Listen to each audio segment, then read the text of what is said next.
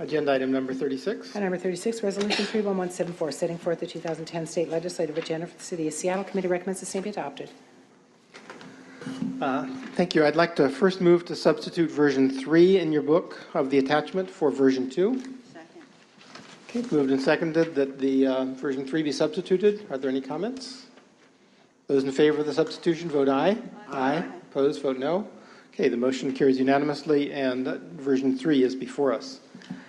I do want to comment a few things on this resolution before we move forward. First of all, this is our 2010 State Legislative Agenda, but we recognize that the 2010 State Legislative Session is both a short session and one in which they're going to be dealing with an extraordinarily difficult budget problem.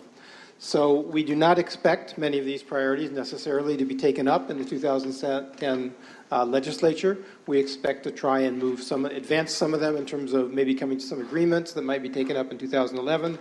And who knows, there may be some things that can be moved forward.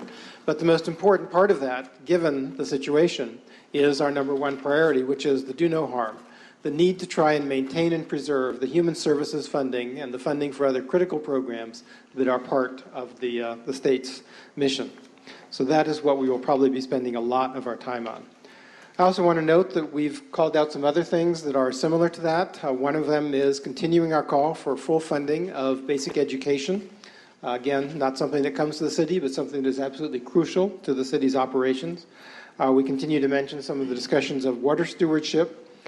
And one of the things that, recognizing that partnerships are really the only way in which Seattle can get the things that it wants in Olympia, we looked at the 3 key priorities of the Association of Washington Cities to see how they were compatible with the legislative agenda as we set forth.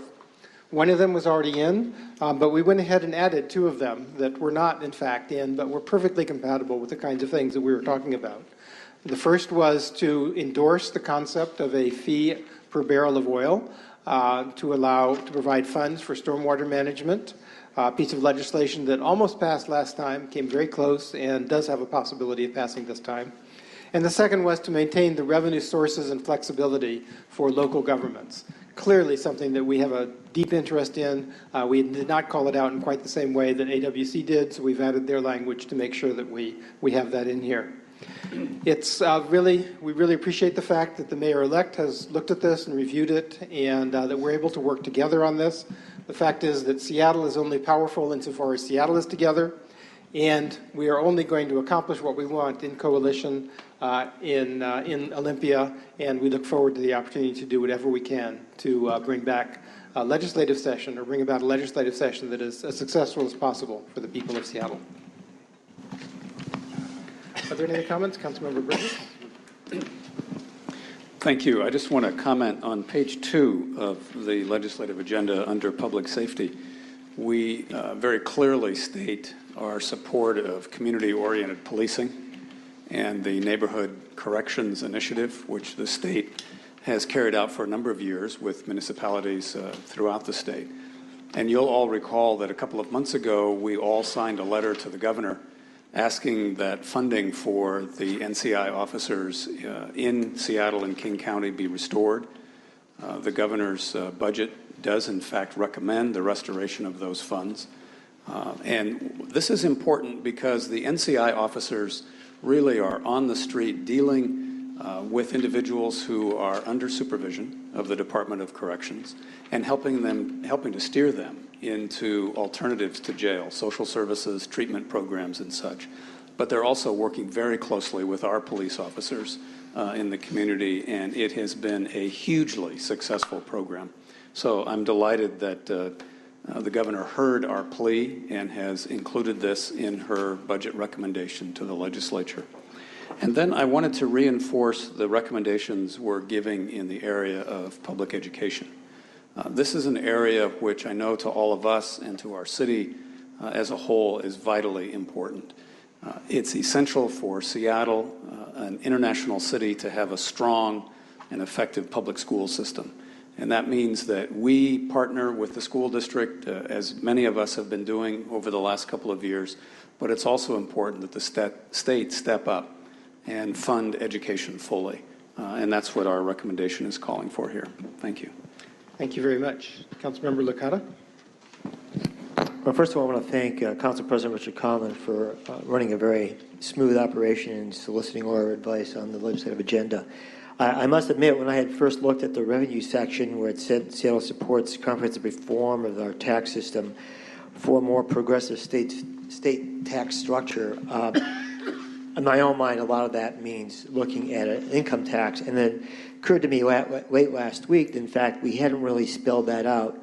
And so before you in the bill book on purple is language that, in fact, I adopted this morning also from Councilmember Godden, which would insert the lines, including consideration of a constitutional amendment to establish a state income tax. So that this is a short session. This is not going to happen in this session, but I think it's important, given the huge shortfall we're having in the state, and given that even with the best of efforts, as I understand it, there'll still be significant cuts made in our human services, that we at least take a position of highlighting this as a possibility to at least start a discussion. So that's the spirit in which it was taken to introduce this amendment.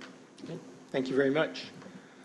Is there any discussion on the amendment? Councilmember Rasmussen? No, not on the amendment. Thank you. Okay. Any discussion on the amendment?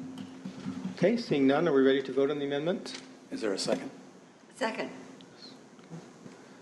So it's moved and seconded to add the phrase, including consideration of a constitutional amendment to establish a state income tax.